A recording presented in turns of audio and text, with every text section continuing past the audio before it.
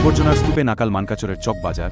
অস্বাস্থ্যকর পরিবেশে বাড়ছে রোগের আশঙ্কা। মানকাচরের চক বাজার এলাকায় দীর্ঘদিন ধরে জমে থাকা আবর্জনা ও বর্জ্য পদার্থের কারণে চরম দুর্ভোগের শিকার হচ্ছেন সাধারণ মানুষ ও ব্যবসায়ীরা।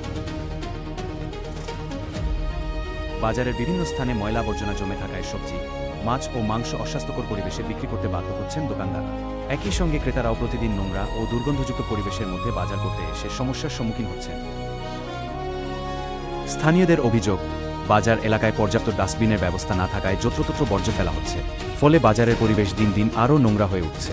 বিশেষ করে মাছ ও মাংসের বর্জ্য দীর্ঘ সময় পড়ে থাকায় দুর্গন্ধ ছড়াচ্ছে এবং মাছিমশার উপদ্রবও বেড়েছে। বাজারে আসা বহু ক্রেতার দাবি, বাজার কমিটি ও পঞ্চায়েত মাঝে মধ্যে পরিষ্কার পরিচ্ছন্নতার কাজ করলেও তা নিয়মিত নয়, ফলে কয়েক দিনের মধ্যেই আবার আগের মতো নোংরা পরিবেশ তৈরি হয়।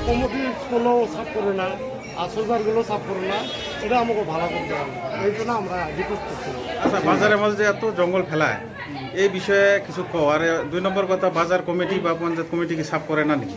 এই বিষয়ে অনেক না, কমিটি অনেক কয়েকবার সাফা করছে, জেসিপি নিয়ে এসে সাফা করা হয়েছে, কিন্তু তথাপিও বাজারে জঙ্গল পড়ে। কারণ আমার দোকানদারই জঙ্গল ফেলাই আমরা।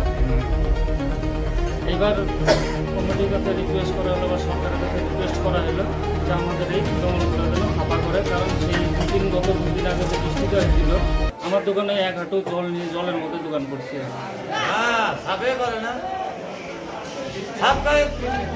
একবার করলো, করার পরে এই যে ওই পিছনে দোকানদারি করে ওরা সরকার দিয়েছে, ছুব ওরা মেতরেরা ফেলে দেবো, মেতরকে ফেলে দিবে যায় না, ওরাই ফেলে দেয়।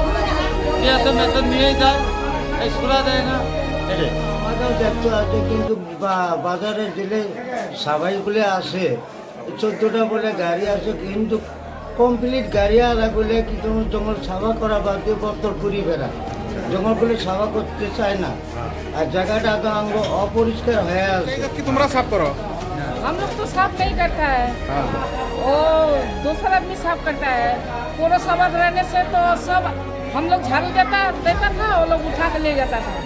अब तो वो 4 आदमी का रखा हुआ है, वो भी तो नहीं ले जाता है।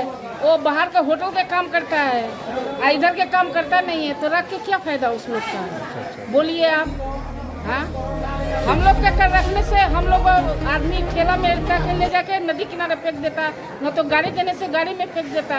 वो लोग तो काम करता नहीं है, बोतल कुड़ाता है, फिर रास्ता का और होटल के काम करता है, एक काम नहीं करता है। तो इसको रख के ना रख के क्या फायदा हो गया? तो आपको ये दायित्व नहीं दिया साफ करने के लिए? नहीं, हम लोग को तो नहीं करता। वो लोग किसको तो दिया? बाजार के कौन है वो तो लोग 10 रुपया 20 रुपया देता है, तो लोग फेंकता है। कौन दिया उसको? एक दुकान वाला देता है सब। ठीक है।